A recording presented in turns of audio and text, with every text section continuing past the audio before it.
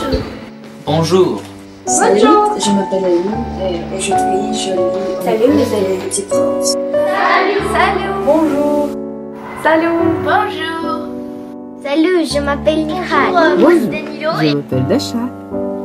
Salut.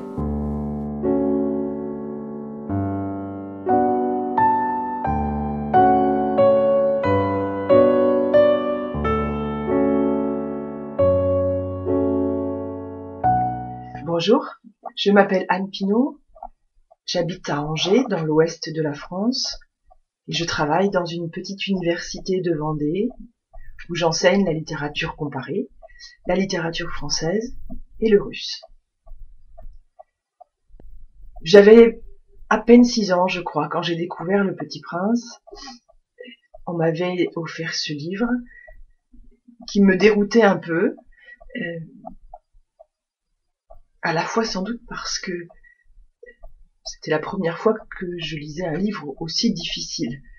Et pour moi qui venais d'apprendre à lire, c'était un peu troublant d'être confronté à un livre que je ne pouvais pas lire d'une traite, comme je le faisais en général avec les livres qu'on m'offrait ou qu'on me prêtait. J'étais déroutée aussi et surprise de trouver là tant de choses sévères sur les grandes personnes. Et je ne comprenais pas ce qui pouvait faire naître ces jugements un peu durs. J'ai compris beaucoup plus tard qu'en réalité, j'avais eu la chance de grandir parmi des grandes personnes qui n'étaient pas du tout irresponsables, mais qui avaient une certaine poésie dans le cœur, une certaine liberté, qui savaient bien, au fond, qu'il est plus important de savoir s'il y a des géraniums aux fenêtres d'une maison que de connaître le prix de cette maison. Comme beaucoup de gens sans doute, dans Le Petit Prince, j'aimais particulièrement l'épisode de la rencontre avec le renard.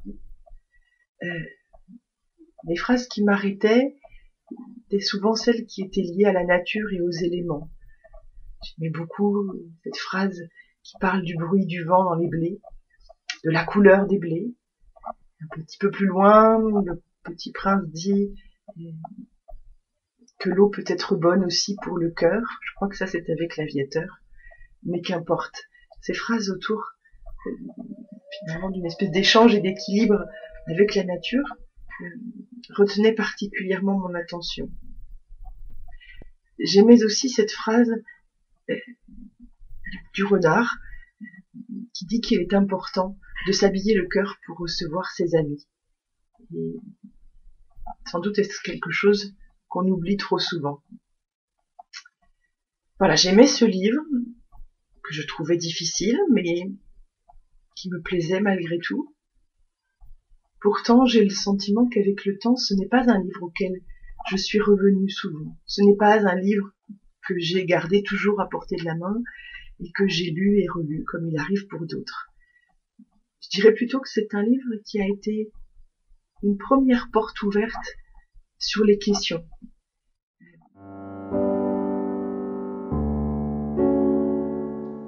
Et maintenant, bien sûr, ça fait 6 ans déjà. Je n'ai jamais encore raconté cette histoire. Les camarades qui m'ont revu ont été bien contents de me revoir vivant. J'étais triste, mais je leur disais, c'est la fatigue. Maintenant, je me suis un peu consolée, c'est-à-dire pas tout à fait. Mais je sais bien qu'il est revenu à sa planète, car au lever du jour, je n'ai pas retrouvé son corps. Ce n'était pas encore tellement lourd. Et j'aime les nuits, écouter les étoiles. Ce sont 500 millions de grêlons. Mais voilà qu'il passe quelque chose d'extraordinaire. La muselière que j'ai dessinée pour Le Petit Prince, j'ai oublié d'y ajouter la courroie de cuir. Il n'aura jamais pu l'attacher au mouton. Alors, je me demande, que s'est-il passé sur sa planète? Peut-être, bien que le mouton a mangé la fleur, tantôt je me dis, Sur Manon, le petit prince enfane sa fleur toutes les nuits sous son globe de verre et il surveille son mouton. Alors, je suis heureux et toutes les étoiles rient doucement.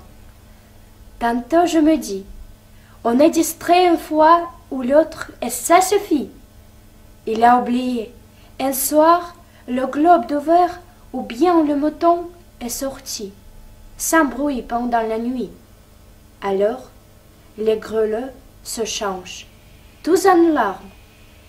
C'est là un bien grand mystère. Pour vous, qui aimez aussi le petit prince, comme pour moi, rien de l'univers n'est semblable si quelque part, on ne sait où, un mouton que nous ne connaissons pas, oui ou non, manger une rose.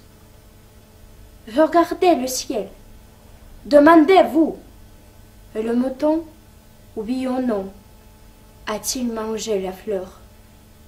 Et vous verrez comme tout change. Et aucune grande personne ne comprendra jamais que ça a tellement d'importance.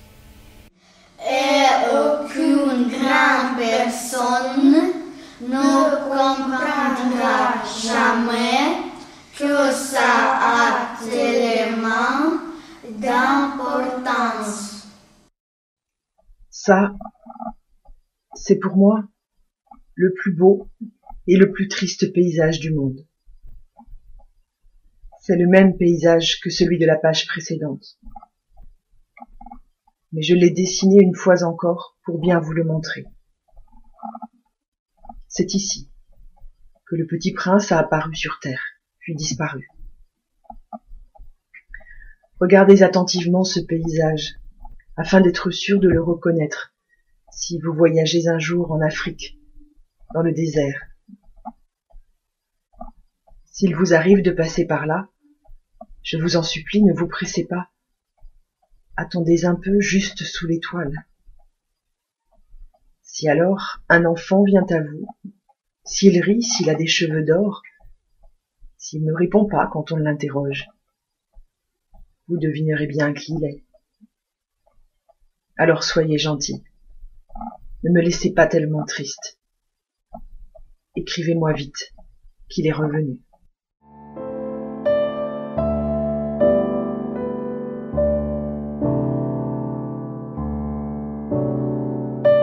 У каждого человека свои звезды.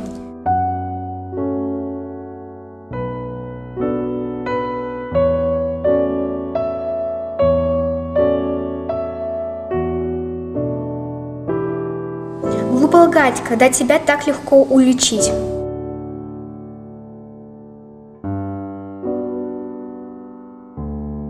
Любить – это не значит смотреть друг на друга.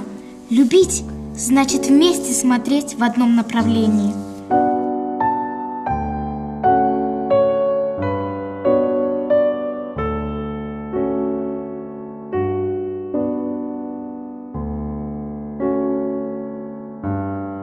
Судить себя куда труднее, чем других.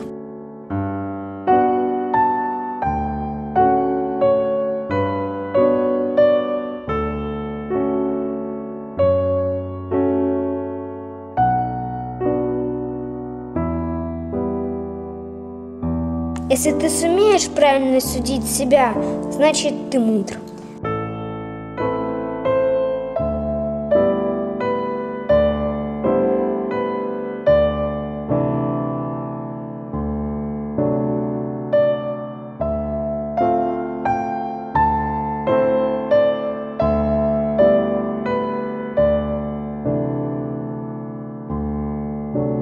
Быть человеком – это значит чувствовать, что ты за все в ответе.